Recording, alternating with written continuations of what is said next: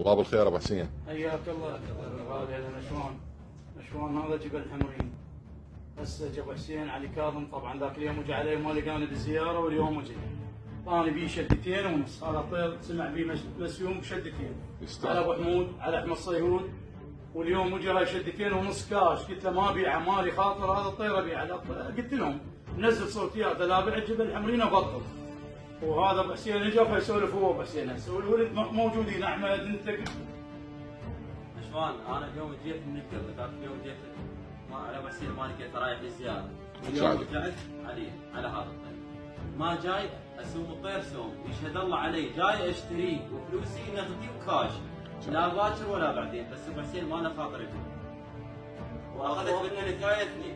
مو للامانه يعني بحضور انا ما جاي اخويت على اليوم لقيت ابو حسين يتفاوض ويا على وعطل.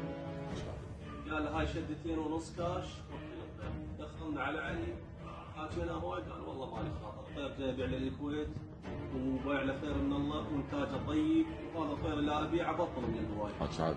وانا قايل قلت له ابيعه بطل. يستاهل ابو حسين، ومشكور اخونا علي كاظم عن سومه، وتستاهل يا ابو حسين. موفق خاصة ان شاء الله شوف خير بنا مشكور. طبعا اخذ بته حمراء واخذ بته ماشي، ان شاء الله شوف خيرن وذني البتين بدوه زينه كل ربعنا شايفين.